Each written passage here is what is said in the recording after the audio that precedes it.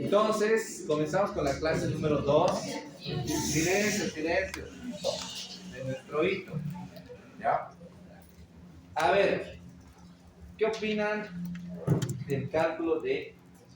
Perdón, era macro, micro, del cálculo de micronutrientes? A ver, opinión. No, préndelo. Del cálculo de micronutrientes. ¿Qué opinan? Puede ser mucha vuelta, pero esa es la técnica adecuada para que ustedes puedan calcular. Incluso se han dado cuenta en desayuno, ¿no? En cena, en colación, en todo. Entonces ustedes ya pueden servirse cantidad. Por ejemplo, el anterior, el otro paralelo me decía, doctor, pero me parece muy poquito. Es que estamos acostumbrados, ciertamente, según nuestra cultura, a comer harto, ¿no? Si ustedes se van a Mayasa y se piden un chicharrón, ¿cómo les trae el chicharrón? De 2 días. Muchas veces ni se acaba, ¿no? Pero, por ejemplo, mi hermano lo acaba tranquilo, ¿no? Entonces ahí la diferencia de cultura, sobre todo, ¿cómo tenemos que cambiar? Muchas veces dicen que la comida nutricional, que está bien preparada, todo, dicen, no, esas comidas de ricos, de jaidón, no es para mí. Pero no es así. Si ustedes se han dado cuenta con este cálculo y han hecho de ustedes y se han dado cuenta cuánto deben consumir, literalmente eso es lo que se quiere después. Y si ustedes consumieran en esas cantidades o la población en general, el índice de enfermedad, ¿no?, conocido como morbilidad, disminuiría considerablemente. Entonces, ahí viene una pregunta de mi parte para ustedes. Si tú eres gobernante, autoridad, sea el nivel en el que estés, ¿cómo otorgarías más salud a la población? Esa es una pregunta que ustedes tendrían que hacer en debate, ¿no?, a los futuros candidatos. Aquí yo les respondo con otra pregunta. ¿Será que dar más salud será hacer más hospitales? ¿Será la respuesta?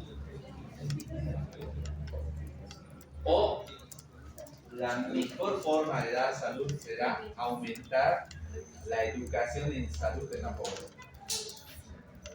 Pero es que la salud va desde la prevención. O sea, A ver, silencio. se va desde la prevención si no estoy mal y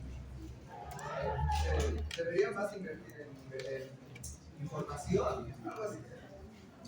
Educación, ¿no? Educación, sí. Sí, sí, sí.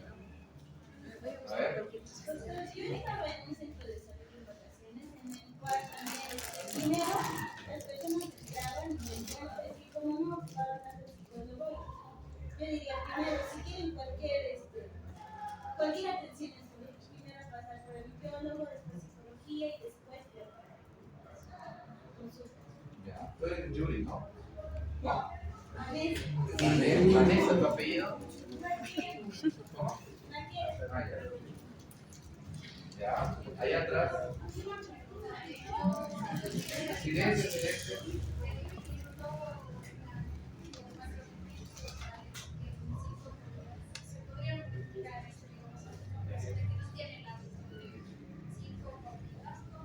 De tratar.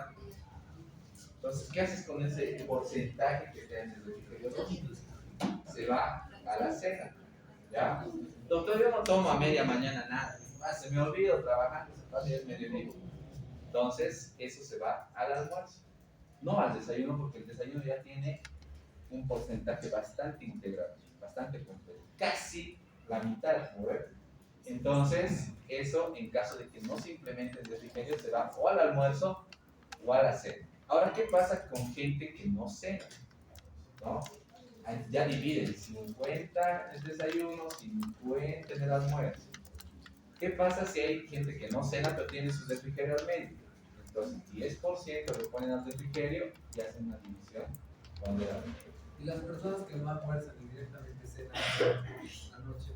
Ah, ya. Ahora, casos como esos ya tiene que ser un cambio más habitual, ¿no? ¿En qué sentido? Tiene que cambiar el hábito. porque no es recomendable que se consuma mucho alimento en la noche. ¿Ya? Yo les digo a ustedes, 9 de la noche no deberían más que consumir mucho una infusión, no más, ¿no? Si ustedes saliendo de nutrición se van a pollos con Copacabana o se van a comer un pollito, la están fregando. Y lo peor es que las consecuencias no son ahora, ¿no? Serán dependiendo de lo que están consumiendo en un mediano o largo plazo. Entonces, piensen realmente en la tercera edad, ¿no? A mí me gustaría tener, por ejemplo, alguien que de verdad tiene un buen hábito nutricional en mi círculo cercano, ha sido mi papá, ¿no? A mí me sorprende porque él tiene ahora mismo ya tiene 81 años, ¿ya? En la época de la pandemia tenía 78 y le ha dado el COVID, ¿no? Incluso ha llegado a terapia intensiva, pero cuando ha llegado a terapia intensiva, nos conocíamos todos los familiares que estaban en terapia intensiva. Mi papá ha entrado con unas 6 personas el mismo día, ¿no? Muchas veces también hay estos ejercicios, es práctico, es algo básico que tiene que hacerse en toda consulta y no siempre se implementa, ¿ya? Entonces, el tema número 2 de este hito es la evaluación nutricional del paciente, que estoy seguro que en semiología ahora se están haciendo prácticas y les toca hacer historias clínicas, lo deben estar haciendo, ¿ya? Pero la pregunta es, ¿lo estarán haciendo completo? Ahí viene la respuesta con este tema, ¿ya? Entonces, ¿cuál es la importancia de una evaluación nutricional en tu consulta médica? Primero, tiene que ser una actividad prioritaria, es decir, que sí o sí se tiene que hacer, ¿ya? Así que ya les digo, muchachos, sí o sí, a menos que estén en el slot de emergencia, ¿no? Si viene un paciente fracturado, no vas a decirle, ¿cuántas veces come? Entonces, algo, obviamente tienes que utilizar un poquito tu criterio y dejar eso para después, ¿no? Después ya estarás consultando los hábitos, tal vez para, incluso a través de estos hábitos, ver la necesidad de solicitar alguna interconsulta, ¿no? Entonces, eso tiene que ser en base. Pero si es una consulta médica normal, rutinaria, ambulatoria, que viene el paciente que ha tenido algún dolorcito o algo, sí o sí hacer la evaluación nutricional, ¿ya? La evaluación nutricional se hace en área clínica y comunitaria, ¿ya? ¿Qué hacemos? ¿Qué decimos con eso? Que sí o sí tiene que hacerse en un hospital, en consulta médica o en situaciones de internación, pero que también tiene que hacerse en actividades comunitarias. Ustedes tienen algún momento de interacción social, de seguro, ¿no? Donde les llevarán a alguna feria o saldrán a algún bar, que alguna vez les he visto en el Prado, los estudiantes de medicina, ¿no? Entonces, ahí una de las cosas que sí o sí se debería hacer es evaluación nutricional. Por más que hablen de diabetes, de hipertensión, de todo, tiene que haber un stand, y esto cuando ustedes sean docentes, sean promotores de ferias, ya sea alguna instancia gubernamental, evaluación nutricional. Es importante que la población, el gobierno sepa cómo está el estado nutricional de las personas, ¿ya? ¿Por qué? ¿Por qué la importancia? Porque a partir del estado nutricional se pueden proponer normas, políticas, leyes que son claves. ¿Por qué? Ya les repito, la alimentación es algo que se hace siempre. Esté el paciente enfermo, esté el paciente sano, va a necesitar alimentarse. Y si no se alimenta bien, te condiciona mayor morbilidad, mayor enfermedad, ¿no? Nos ayuda también a generar intervención, ¿no? Entonces ustedes se van a un pueblito X y resulta que todos los niños están con desnutrición. No te vas a quedar, vale, ya no te descubrir que hay desnutrición, ya. Los que vendrán arreglarán, no. Propongan, ¿ya? Eso yo les digo, no solo por el bien profesional de ustedes, sino por el bien comunitario. Si descubren algo, no se queden callados, armen un proyecto, preséntenlo a la instancia que puedan, y si les financian y pueden ayudar en algo a eso, genial, ¿no? ¿Han visto esta película Sonidos de Libertad? ¿no? Aunque un poco cruel, pues dura, pero descubre algo el policía ese, ¿no? Y trata de ayudar para solucionar, ¿no? Y aumentar las cifras, no de capturados pedófilos, sino de niños de suerte. Lo mismo aquí, ¿no? Descubren algo en su investigación y traten de solucionar, generen problemas. Para eso se hace la investigación. Y algo que me alegra de la mayoría de ustedes y del otro paralelo es que hay una gran parte que participa en la sociedad científica, ¿no? Y las sociedades científicas se han creado para promover la investigación, ¿ya? Para que el conocimiento no se quede ahí. Ahora, las sociedades científicas se han ido promoviendo como un requisito. ¿Por qué? Porque muchos profesionales no están acostumbrados a investigar, ¿ya? Y ese es un gran problema. Entrar en su zona de confort y listo. No se está generando nuevo conocimiento. Y la ausencia del conocimiento provoca lo que hemos vivido. Una cuarentena, ¿no? ¿En qué casos se implementan las cuarentenas? Solo en casos en los que la contención de una enfermedad no sea posible por el sistema sanitario de un determinado país o región. Entonces, cuando se implementa una cuarentena aquí, la presidenta estaba consciente de que no iba a poder contener y que la única forma era que la gente no salga para disminuir los casos de contagio. Por eso, durante el 2020, por más de que haya muerto gente, no ha muerto tanto como en 2021, ¿no? Cuando la situación ha cambiado, ¿no? Cuando por presión social se han levantado las cuarentenas y pues ha habido mayor contagio, mayor muerte, ¿no? Entonces, lo malo es que durante el 2020 tampoco se ha hecho mucha gestión para levantar y contener, ¿no? Entonces ha sido como que decisiones mal tomadas. Y eso parte de los asesores, ¿no? Si alguno de ustedes trabaja de asesor de ministro o ministra, yo les digo, solo por ser asesor, por ir 2 horas al ministerio a hablar con la ministra, al mes van a facturar unos 15,000 bolivianos, ¿no? Y después van a poder ir a trabajar a otro lado. Entonces, pero ahí tienes que saber datos, investigación, tiene que gustar todo eso, ¿ya? ¿Qué más? Prescripciones y control.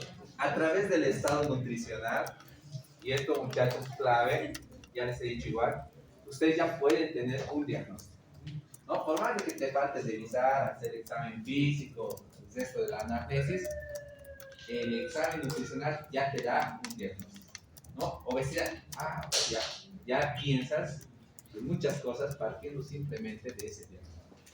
Y obviamente puedes prescribir un tratamiento, ¿no?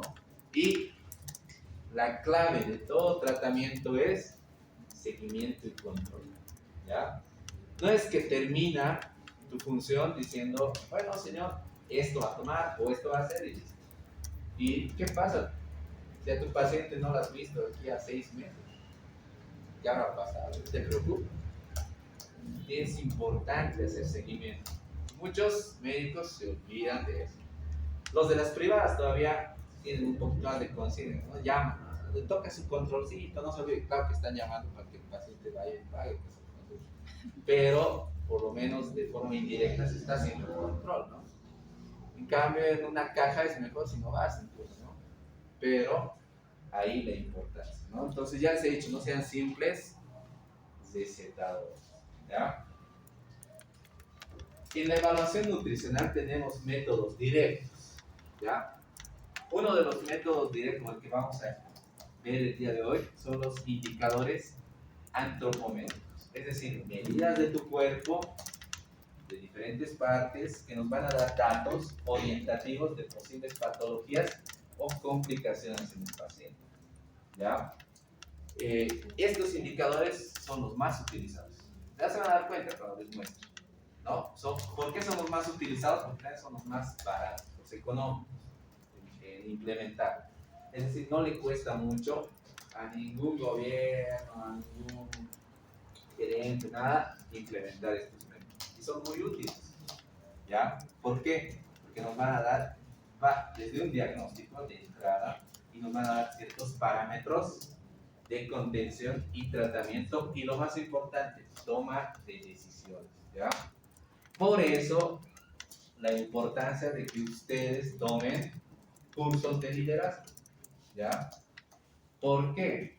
Porque todos ustedes, futuros médicos, van a ser cabezas de equipos de atención. La enfermera te dice, doctor, ¿qué hacemos? A este otro lado, tu interno, doctor, ¿qué hacemos? A este frente, la auxiliar de enfermera, doctor, ¿qué hacemos? El camino, baja, no. Todo va a ser doctor, ¿no? Doctor. Y ustedes tienen que ser líderes, ya. Tú haces esto, esto, ya. Por ahí viene. Pero si tú eres tímida o tímido, estás ahí distraído, no sé, entonces, muy probablemente no sean médicos de enfermería, ¿ya? Entonces, la importancia ahí, otro consejo más que viene, tomen cursos de liderazgo, ¿no? De poder hablar fuerte, de oratoria, siempre les va a ayudar, ¿ya? Porque van a ser líderes de equipos médicos, ¿ya? Ahora, existe otro método en el cual también se puede tener esta evaluación nutricional, y son los métodos indirectos, ¿ya? También llamados bioquímicos. En pocas palabras, ¿qué estamos diciendo ahí? ¿Qué son?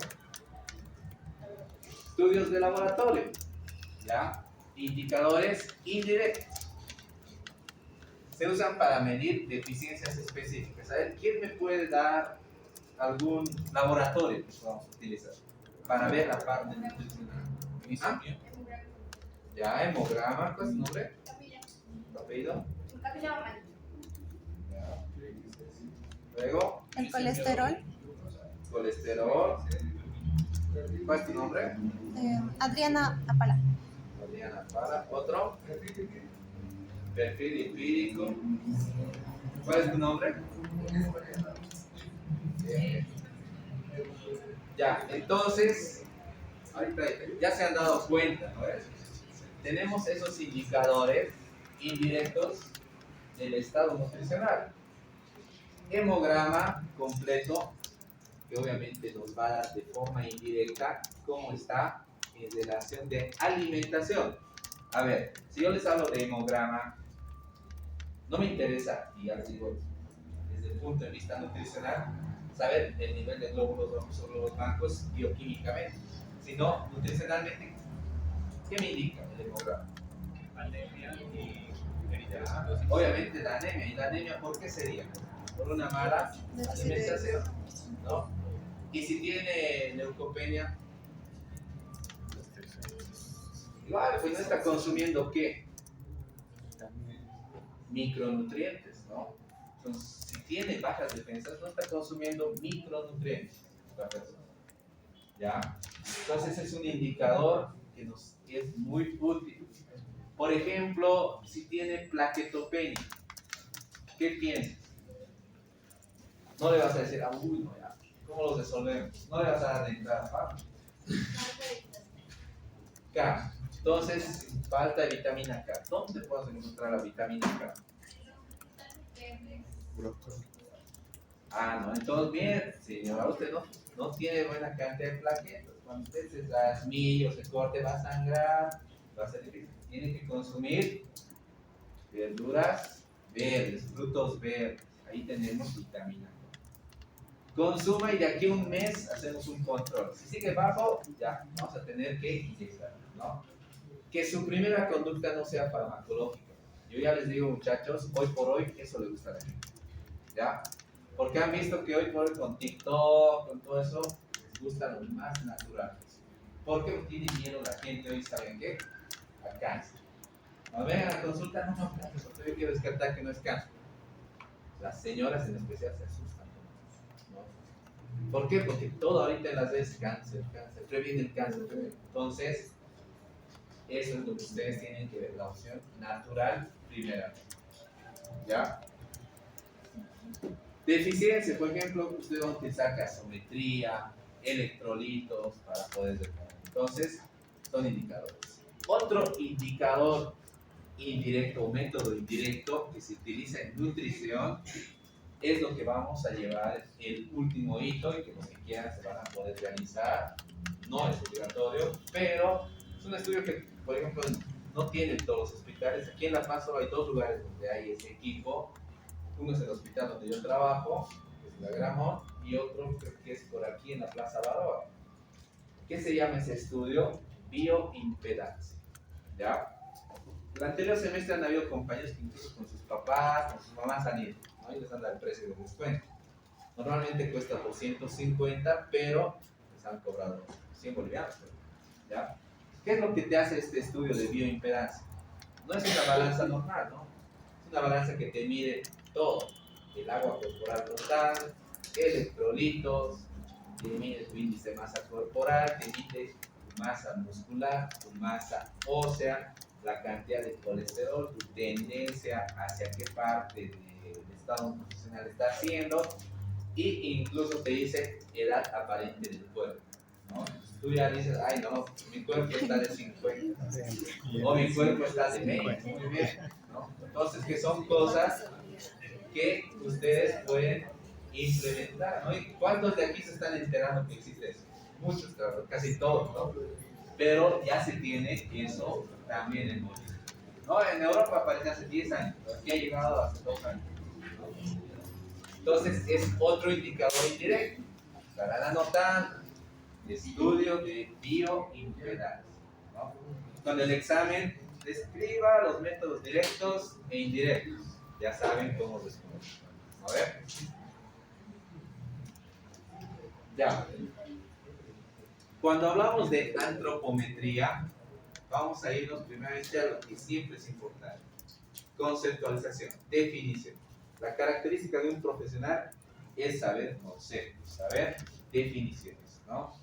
Entonces, la antropometría es esa técnica, en este caso técnicas, que nos permiten tomar medidas del cuerpo de diferentes partes, peso, talla, que son los más básicos y que van a ser comparadas. Todos los niveles de antropometría tienen patrones, ¿ya? Hay algunos que están divididos por región, ¿no? Por ejemplo, el índice de crecimiento no va a ser el mismo aquí que en Europa, ¿no? Va a cambiar notablemente, ¿ya? Hay patrones que tienen los mismos valores. El índice de masa corporal es el mismo aquí y es el mismo en la China, ¿no? Entonces no va a cambiar. Eso es algo que ustedes tienen que tomar en cuenta. ¿Cuándo se utilizan más los patrones? En pediatría, ¿no? En pediatría ustedes van a utilizar algo que se llama percentiles. Y se van a dar cuenta cuando pasen pediatría.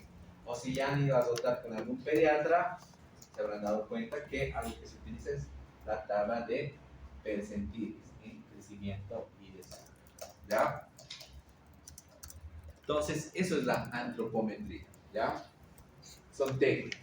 Ahora, cada una de estas medidas nos va a dar a conocer la situación nutricional de esa persona, cómo se encuentra, ¿ya?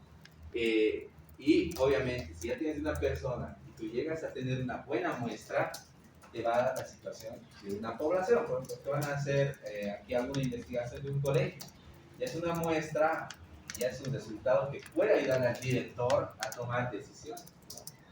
A implementar, que se va a proponer a los padres de familia, miren, papá, necesitamos un comedor, sus hijos coman.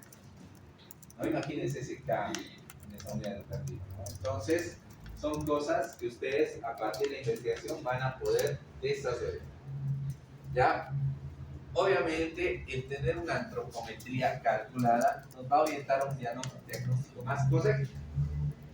Ejemplo, ¿no? Un dolor abdominal, preguntas todo, lo revisas todo, tienes tu diagnóstico, pero ni siquiera has preguntado hábitos nutricionales, qué comen, no le preguntas si hace actividad física, ni siquiera has sacado su índice de masa corporal, ni sabías que el paciente es obeso. Tu diagnóstico va a estar a medias, ¿no? Y si ese paciente es quirúrgico y viene el anestesiólogo, te va a decir, ¿cómo está su índice de masa corporal? ¿Obeso, no obeso? ¿Va a estar cardio? No. Ya, me preguntaba, ya, castigado una semana, ¿no? Y si ya eres profesional, ya, memorando. Recuerden que si bien no es tácito, así como tal, 3 memorandos en un trabajo le da la posibilidad a tu empleador de decir, ya, ¿ya? Le da esa facilidad. No es que es 3 y chao, no, pero le da la posibilidad de internet, ¿no? Esa es la diferencia. Entonces, es algo que cuando sean internos, fíjate que los van a castigar. Cuando ya sean profesionales, lo que va a hacer es mejorar, ¿no? Por esos detallitos, ¿no? Porque por esos detallitos se pueden suspender cirugías, ¿no? Tú ya has programado, ya has reservado quirófano, ya todo listo, te va a llegar el anestesio, me va a felicitar. Y no le has hecho índices a tus programas. No has puesto en la historia obesidad. No has hecho su interconsulta con cardiología. Se suspende, ¿no? Los anestesios, bueno, se suspende, listo, feliz él, ¿no? ¿Por qué? Porque está incompleta la historia. Entonces, ahí y lo importante, tomar con capacitación. Sus ayudantes más cercanos van a ser las enfermeras, pero no se confíen de las enfermeras, ¿ya? Dependiendo del hospital en el que estén, si son aptos pacientes, se van a inventar, ¿no? Entonces tienen que ustedes estar al pendiente, de que estén tomando bien, o si pueden, incluso ustedes vayan a tomar, ¿ya? Cuando sean internos, como consejo, hagan todo ustedes. Por más de que la enfermera esté en su papita, aquí están los signos vitales, no confíes, no confíes, ¿ya? Siempre traten de sacarse tiempo. Ahora es más fácil con los digitales, ¿no? Uno se te un poco más de tiempo, ¿no? Te compras 4 y a los 4 pacientes mismo, ¿no? Pero hagan ustedes, ¿ya? Eso es importante. Ahora, hablamos del primer indicador antropométrico conocido, ya básico para todos ustedes, porque sí o sí se toma, se lo ve en toda la historia clínica, que es el peso. Pero, ¿cuál es la clave del peso? Y esto que se les quede, ¿ya? El peso permite determinar la masa corporal y es una medida, mientras estamos poniendo comillas aquí, que refleja el estado nutricional del paciente. ¿Ya? El peso de entrada ya te refleja el estado nutricional. Ni siquiera hasta a veces necesitas pesar al paciente, ¿no? Por inspección nomás ya dices, no es cierto, ¿no? Entonces ya está ahí un indicador nutricional. Sepan que el peso es un dato que está influenciado por qué, por la cantidad de grasa, los tejidos, el agua, huesos, músculos, etc. ¿Ya? Debe ser tomado con previsiones. ¿A qué nos llevamos con previsiones? Esto ya saben ustedes, algunos han sido pacientes, algunas han tomado el peso. Sin zapatos, la menor cantidad de ropa posible, ¿no? La menor cantidad de objetos, para que no altere su peso del paciente, sobre todo en niños, por ejemplo. En niños el peso es clave. Si ustedes tienen hermanitos o ya tienen sobrinos, sabrán, ¿no? Ibuprofeno. No le vas a dar un ibuprofeno de 400 a un niño de 10 años, ¿no? ¿Qué es lo que haces? Calculas un porcentaje o una cantidad de acuerdo a su peso. Para los que van a estudiar pediatría, peso del paciente, ¿no? Claro, van a dar cualquier medicación. ¿Listo? Pediatría es literal como volver a estudiar medicina. ¿Ya? Van a darse cuenta cuando les toque pasar pediatría. ¿Ya? Y son cálculos tan pequeños, imagínense un bebé, gotitas, microgotas, ¿no? Entonces, ahí la importancia. La talla. La talla nos permite determinar el crecimiento lineal, ¿ya? Entonces, la talla, y aquí entre comillas de nuevo, el peso nos reflejaba el estado nutricional. La talla nos refleja el estado de desarrollo de la persona, ¿ya? Es más, cuando tú ves a una persona y haces la inspección por talla solamente, puede confundirte, ¿no? Su desarrollo puede decir, no, como pasa con un amigo, no, este debe tener 20 años, ¿no? Pero ya tiene 32, ¿no? En serio, pues no parece, ya están chiquititos. Entonces, ya te da un parámetro de desarrollo. Pero cuando hablamos de crecimiento lineal, obviamente hablamos de los huesos del cuerpo y sobre todo huesos largos, ¿ya? Cuando ustedes ya han pasado medicina legal, todavía no, van a ver, en medicina legal, ¿qué es lo que se determina para determinar la edad del paciente que ha fallecido? Los huesos, ¿no? En especial los huesos largos. A través de los huesos uno se puede dar cuenta cuántos años tiene esa persona aparente, ¿no?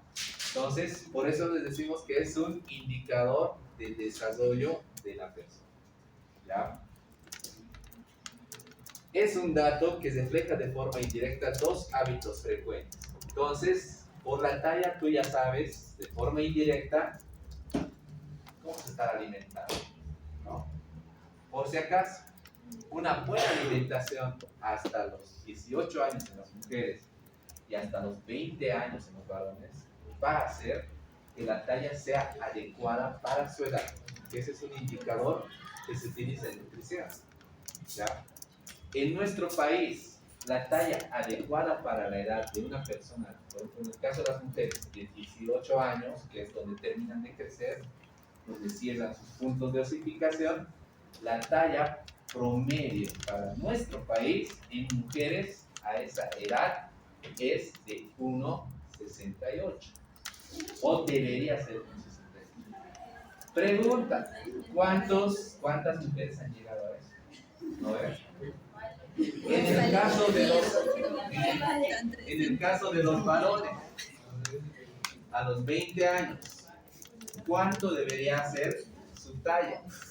Entonces, un varón en promedio debería tener en Bolivia 1,76, ¿no? Pero no llegamos.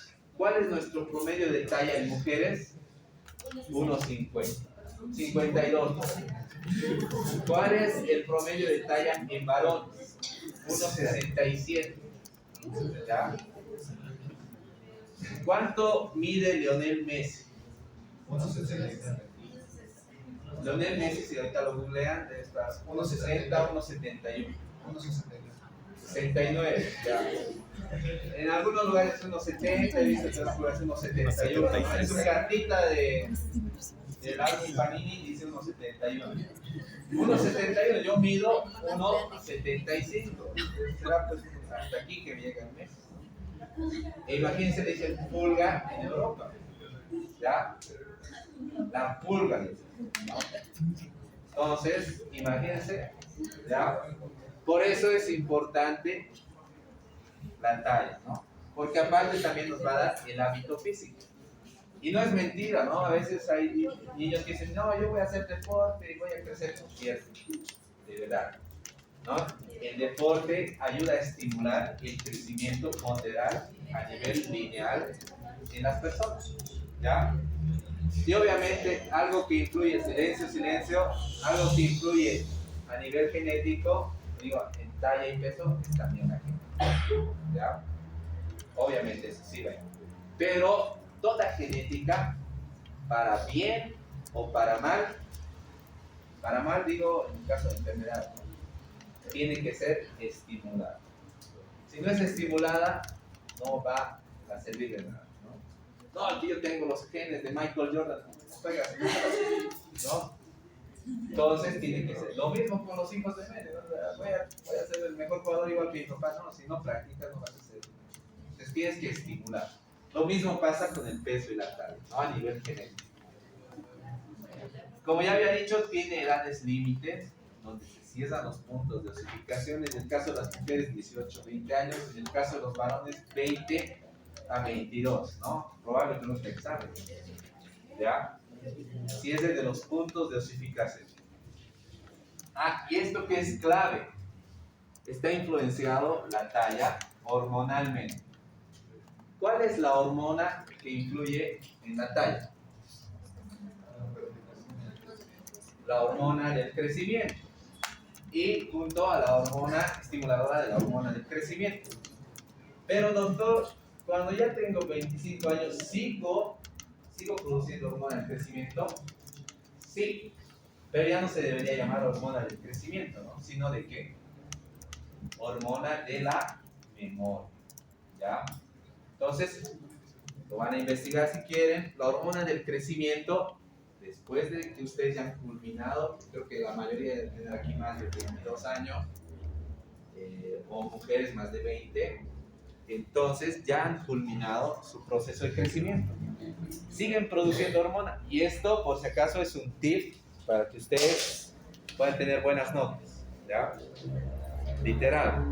la hormona del crecimiento, que ya se constituye en la hormona de la memoria, después de que han culminado su nivel de crecimiento adecuado para la edad, se convierte en la hormona de la memoria. ¿En qué momento del día del ciclo circadiano que ustedes tienen es su pico de producción? Entonces, vamos a hacer así, ¿no?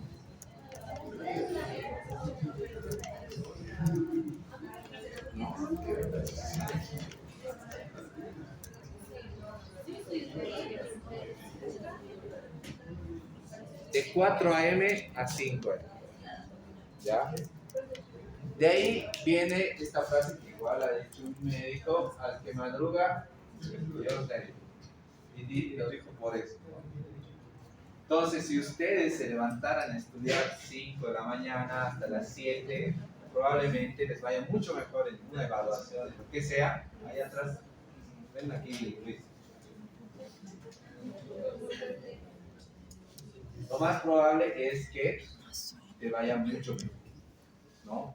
Entonces, ahí la función. ¿Qué están con las manitas? Eso.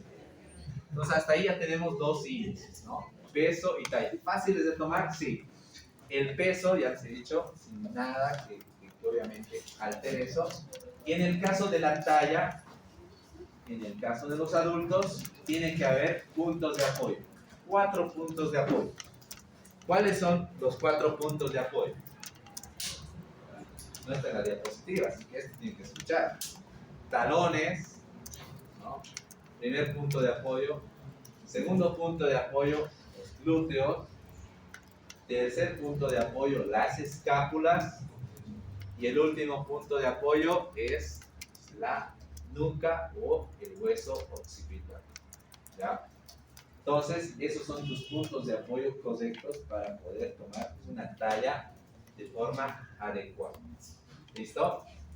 Los que tienen agüita, tomen un sorbo. Los que tienen agüita para comer. Este es su momento. Los que no, a ver, todos los que están ahí. Ya. A ver, muevan sus cuellos así. Ya. Ya vas a terminar, ¿ya? Entonces, eso. Ahora, ya tenemos peso, talla, que son uno de los más comunes. Y luego venimos con la evaluación del estado nutricional. 3 medidas básicas que ustedes sí o sí tienen que tomar en toda evaluación nutricional, que obviamente van a ser parte de nuestra evaluación, pero que tienen que quedarse para toda su vida profesional. Contextura física, circunferencia de la cintura y el peso y la talla, que nos va a dar lo que es el índice de masa corporal. ¿Ya? Entonces, contextura. La contextura es lo que te dicen: ¿este es grandote o es chiquitito? ¿No? Pero es mejor decir ahora, porque ya saben, son médicos, anuales de contextura tal, de contextura tal, ¿no?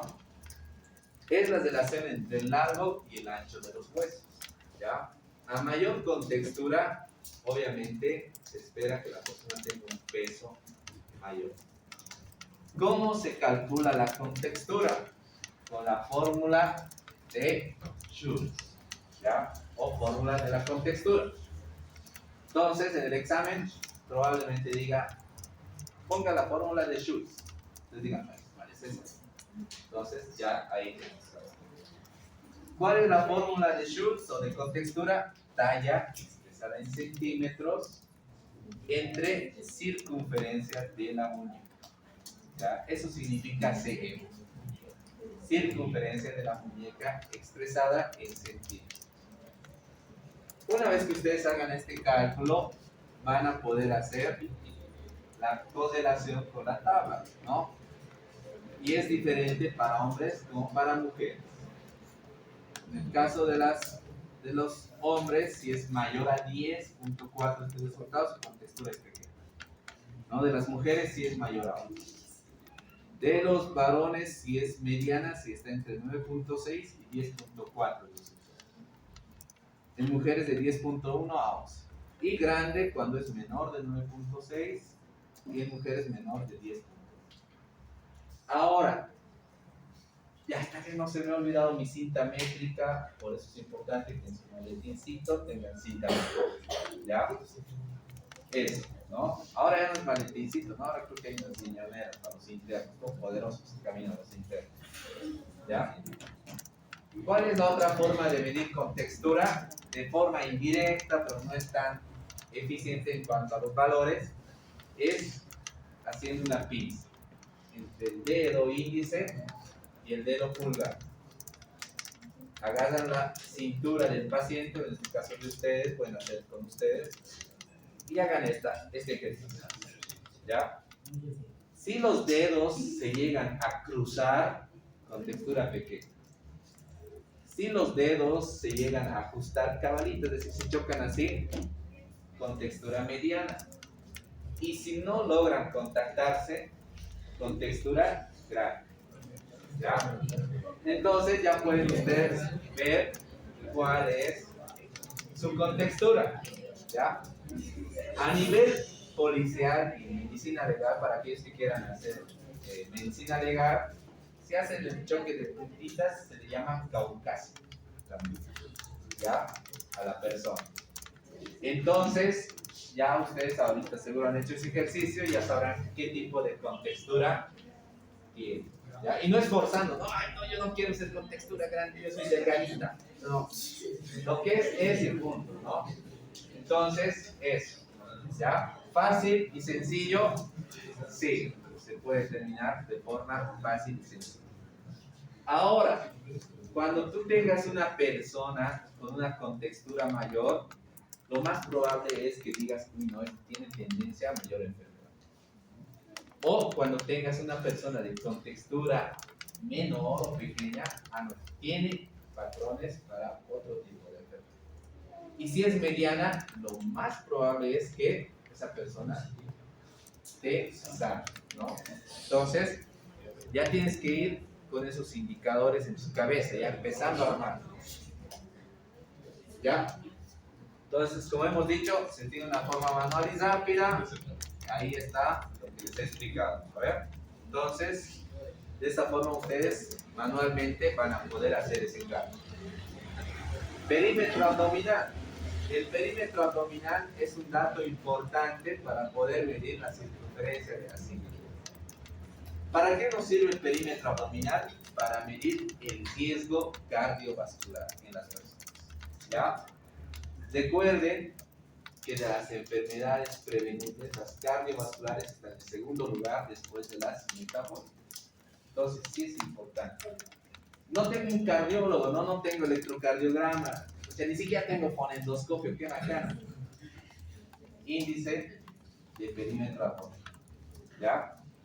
Entonces, debe ser medido con una cinta métrica como la C en base a puntos anatómicos. ¿Qué puntos anatómicos? Y ahí me va a ayudar Luis. Se va a parar. Entonces, se va a dar la vuelta. El primer punto anatómico que ustedes tienen que encontrar es el borde de las costillas. El segundo punto anatómico, la cresta ilíaca. Entonces, entre el reborde de las costillas y la cresta ilíaca, ponen la cinta métrica de este lado posterior del cuerpo. Dan la vuelta, están agarrando su cintita y cruzan a nivel del ombligo. Ahí ya no donde perder, ¿no? ¿Qué pasa si el paciente es gordito, ¿no? Y ven su ombligo está aquí abajo? Entonces continúan la línea media del punto anatómico formado entre la cresta ilíaca y la circunferencia de las costillas. ¿Ya? Gracias. Gracias a nuestro modelo. ¿Se ha entendido, no? Entonces, ese es el punto clave, más que la parte delantera. Si el paciente tiene una contextura mediana, mantienen el ombligo. Si es una contextura grande y de paso es obeso, tiene pancita y su ombligo está más abajo, no les va a ser muy bien. ¿Ya? Mantengan como parámetro esta línea. ¿Ya? ¿Se ha entendido? para que no tomen de mala forma su circunferencia abdominal. Entonces, ¿pero quién va a controlar eso? En medicina interna, cuando estén dotando, me van a entender. Van a decir, "Uy, no se ha hecho eso el doctor, mi hija, ¿qué más claro?" ¿No? ¿Por qué? Y mucho más cuando doten endocrino. ¿Ya? Entonces, ahí la cuestión. Tomas el perímetro abdominal y te va a salir una medida en centímetros. Y esta es la tabla que ha hecho la ADA para precisamente medir el nivel cardiovascular de las personas en base al perímetro abdominal, ¿no? Entonces, en hombres y en mujeres, ahí tenemos perímetros desde lo normal hasta un riesgo muy elevado a nivel cardíaco, ¿ya? Entonces, para que ustedes lo tomen en cuenta. ¿Listo?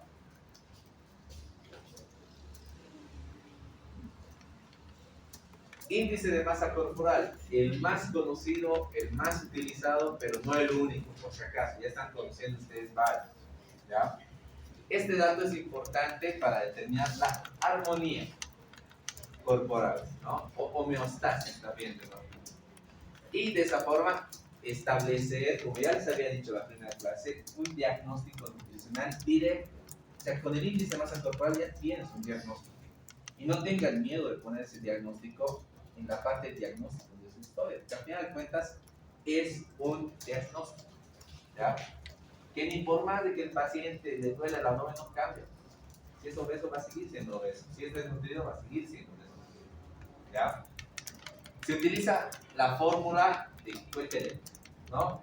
Así que, cuidado, en el examen no voy a poner fórmula del índice de masa corporal, fórmula de Quetelet. ¿Por qué les digo esto? Mira, doctor, ¿qué anticuerpos? No, porque tenemos doctores de la antigua escuela, para que no les hagan zapatear, ellos no dicen índice de masa corporal.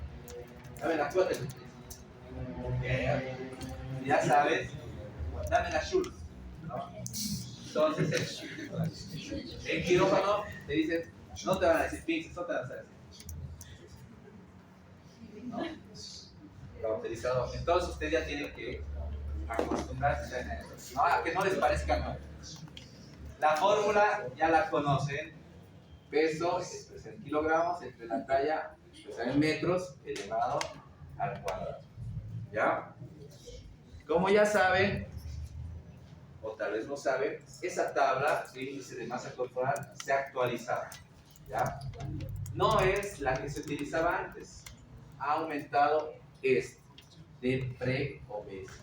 ¿Ya? Entonces, hay algo que pasa. Generalmente, la mayoría de la gente, de la población, está en este nivel. ¿Y cuál es la patología final que tienen, aparte de la preobesidad? Es el síndrome metabólico. ¿Ya?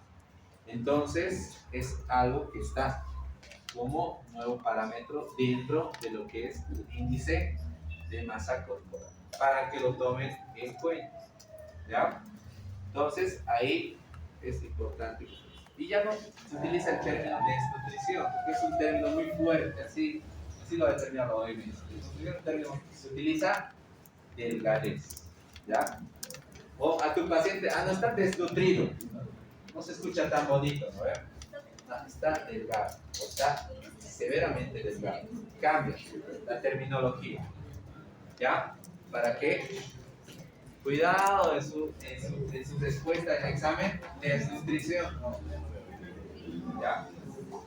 En Bolivia van a darse cuenta en muchos consultorios de medicina interna, silencio, ya estamos terminando, se tienen estas tablas para de forma rápida poder determinar el índice de masa corporal, ¿no? A veces no se tiene el calculador a la mano, tu batería se ha terminado, no hay ningún amigo a tu lado, ya la tablita, ¿no? Entonces, eso es lo que se utiliza. O cuando hagan sus CAIs. ¿Qué son CAIs? Comités de análisis de información. Esas son reuniones mensuales que hacen determinados. Aquí lo dividen por distritos, ¿no? Entonces reúnen todos los centros de salud de un distrito o macro distrito y hacen solamente. Ustedes tienen que exponer porque todos los centros de salud van a ver que esto está en una pared grande. Tanta tienen que poner ahí. ¿Ya? Entonces ahí la importancia es que no les parezca algo anormal, ¿no? Ya. Faltan 2 diapositivas. ¿Ya? Pregunta. Por ejemplo, esta persona tiene un índice de masa corporal de 31. Los dos tienen 31. La pregunta ya cambia, pues. ¿Cuál se ve más saludable? ¿No? Notablemente él. ¿Ya? Entonces, ahí viene una respuesta, ¿no? No es que el índice de masa corporal es cerrado en cuanto al diagnóstico. Tiene que hacer una evaluación integral del paciente para que el abordaje sea el correcto. No a los dos les vas a dar el mismo tratamiento. ¿Ya? Valga la importancia de ese detalle. ¿Ya? En la explicación. Ahora, obviamente, según el sexo, se tienen riesgos. ¿Ya? Cuando ya hay una obesidad, ustedes saben que en el caso de las mujeres es como una pera, el almacén del depósito de grasa, y en el caso de los varones es como una manzanita, ¿no? Por eso tenía mi pancita, ¿no? No es que la panza chelera, es así nuestra constitución, ¿ya?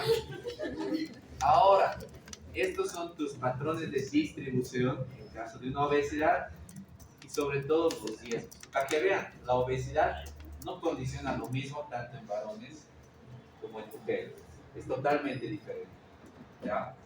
Entonces, para que ustedes vean, yo tal vez en el examen pregunta cuáles serán las enfermedades de riesgo a las que se predispone una persona de sexo femenino y obesa. Plan. Listo. ¿No? Bien. Listo. Entonces, de esa forma ustedes van a poder hacer. Y la última, esta es la última, ¿ya? El índice de masa corporal también. A ver, esta es la última. 10 minutos. Se van a morir por 5 minutos. El índice de masa corporal nos determina decisiones. ¿Ya? Por ejemplo, ¿cuál será el tratamiento según su índice de masa corporal, sea varón o sea mujer? Obviamente, la persona va a tener que hacer dieta, actividad física y terapia conductual, es decir, mejorar sus hábitos en todos los casos. ¿Ya? Cuando ya utilizamos fármacos, ¿no? aparte de esto, cuando ya utilizamos fármacos, en este índice, en estos valores, la persona se encuentra entre estos valores y si hay alguna enfermedad de base. Y en el resto de las personas con un índice de masa corporal mayor a 30, con fármacos de entrada, estatinas, yo ya les digo estatinas. Y cuando ya utilizamos un tratamiento quirúrgico en personas que tengan comorbilidad. ¿Ya? Hoy por hoy está de moda esta cirugía, ¿no? De la manga gástrica, del bypass gástrico. Por si acaso, puede ser en la mayoría de los casos estética, pero está indicada sobre todo en casos de comorbilidad, es decir, cuando el paciente tenga enfermedad de base. Como médicos, yo les digo, nunca recomienden eso a un paciente que no tenga enfermedad de base. ¿Ya? Si es una opción, es su decisión. Yo no me arriesgo a recomendar eso. Eso tiene que ser. ¿Por qué? Porque estos bypass gástricos son bien riesgosos. Hay mucha gente que ha muerto de eso. Entonces, que sea una decisión de la persona por estética, etcétera, pero no una decisión por orientación médica. Entonces, esos son los índices antropométricos. Para la siguiente clase ya vamos a hacer una evaluación de eso.